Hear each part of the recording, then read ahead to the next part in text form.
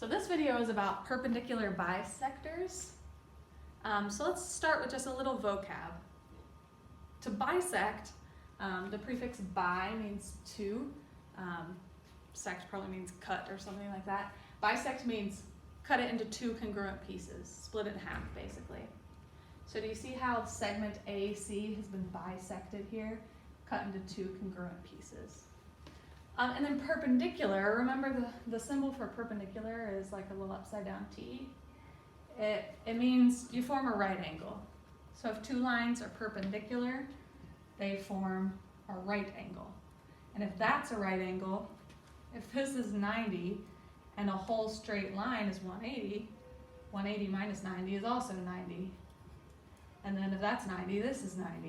And if that's 90, this is 90. So all that to say, if one right angle happens, then they're all right angles. Also with bisecting, you can bisect an angle as well. So this angle right here has been bisected by this segment, split into two congruent angles. So we are going to talk about perpendicular bisectors, meaning they are both perpendicular and they bisect. So here's what that looks like. So here's a segment, AB, and it has a perpendicular bisector, CD. So it's perpendicular, forms a right angle, and it's a bisector. It cuts it in half. So, go ahead and look at this theorem here. Any point L, or any point on line L here, is equidistant from A and B. Equidistant just means literally equal distance, the same distance. So do you think that this is true? Do you think it's always true, sometimes true, or never true? Is a point on L the same distance from A and B? So the answer is always. This is always true. Any point on a perpendicular bisector is going to be equidistant from the ends of the segment. We're actually going to prove this really quickly. So here's the theorem. Points on a perpendicular bisector are equidistant from the segment's endpoints. So to prove it, let me just draw a picture. Let's pick a point on line L and draw the distance to A and the distance to B. Notice that I've just formed two triangles. And basically the gist of this proof is that those are congruent triangles. That's why we're talking about this in this unit on congruence. Remember, to prove two triangles are congruent, there are 5 ways you can do it. Which of the 5 do you think this is? So it's actually, I know it's tempting to say hypotenuse leg, but we don't know anything about the hypotenuses yet. So it's not hypotenuse leg, it's actually side angle side, because this side is congruent to itself. So you've got side angle side, side angle side.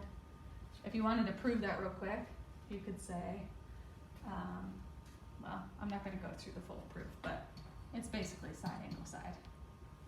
Side angle side. Okay, so since they're congruent triangles, that tells me then, okay, all the pieces are congruent.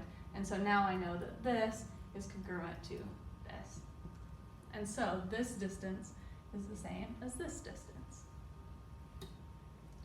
Just a few practice problems, and these should go pretty quick. This says line SV is perpendicular to segment RT. So here's segment RT, here's SV. It forms a right angle because it's perpendicular. And segment VR and VT are congruent. So VR and VT are congruent, meaning this is a perpendicular bisector of RT. All right, the first thing it wants is find the length of VT. Here's VT.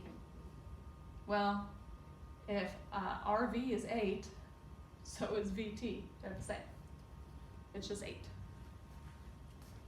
Next, find SR. SR is right here. It tells me that ST is 17.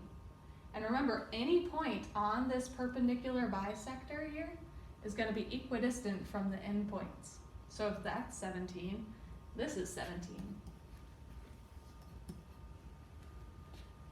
All right, finally, it tells me UR is equal to UT, and they're both equal to 14.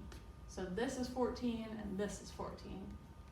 So what can we conclude about the point U? Well, since it's equidistant from the endpoints, I know that it lies on the perpendicular bisector.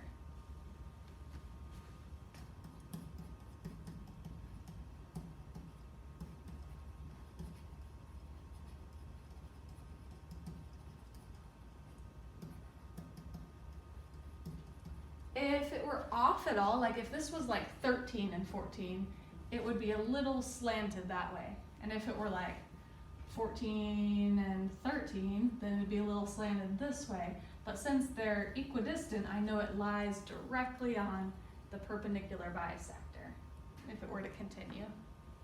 And that's it.